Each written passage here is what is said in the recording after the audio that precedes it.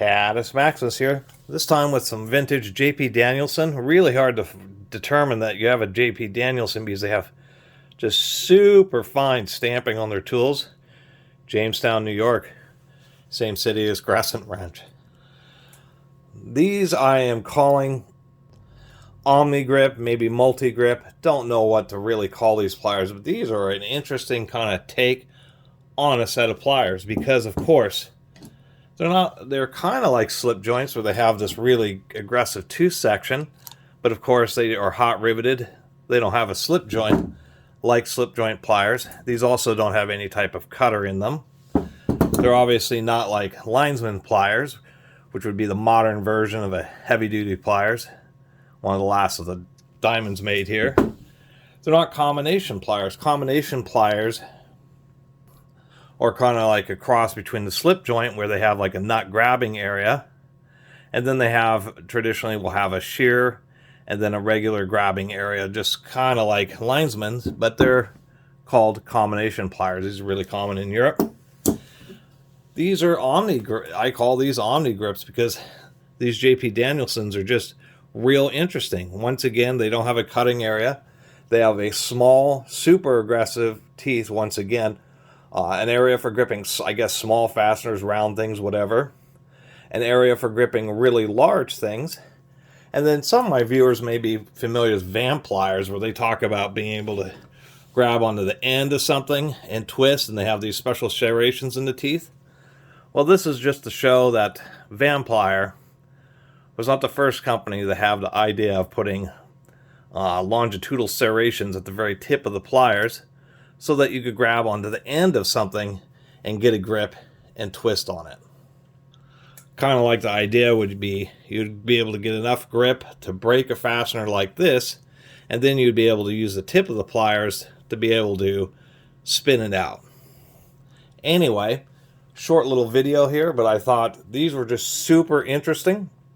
Old school J.P. Danielson's multi-grip pliers. This kind of an odd set of pliers that are really just specifically designed for gripping onto various size objects, whether it's small, larger, reasonably large. I'd say about up to an inch would be the effective gripping diameter of one of these, as well as having, once again, serrations in the longitudinal serrations in the ends of the jaws, so you can grab a hold of something and be able to twist it this way. And I just thought these were rather unique when I was digging through the various piles of old tools that I run into.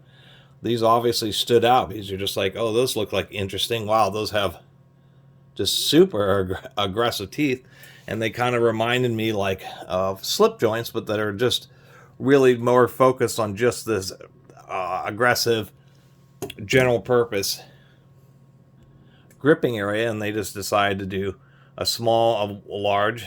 And once again, I'm going to say it another time, don't see many pliers that have these kind of teeth like that in the tips of the jaws, and thought these are kind of neat. Besides Van Pliers, I'm sure there's other companies who make pliers kind of similar to this, but this is one of the reasons I like to collect these old tools, is that there's so many times where you think modern tools, whether it's the Knipex pliers wrench, which Knipex, I should say, try to say it correctly, which are excellent, the pliers wrench, which are, very copied now. But they weren't first. It was, the Eiffel pliers wrench was made well before Knipex ever thought about their plier wrenches. And how so many times a lot of modern tools are actually, I'm sure, engineers have run into or discovered, been searching through patents, and found tools like this, which have been made decades and decades ago. Who knows? These were made, I have no idea when these J.P. Danielsons are made. Probably, a vast majority of these American-made tools were anywhere from really the 1900s right up through the 1970s, and then things really, so many companies started getting bought out and sold out, and so, but the real golden age of invention for different types of American tools really was probably the first 5 or so decades of the 20th century. And I always think it's kind of neat.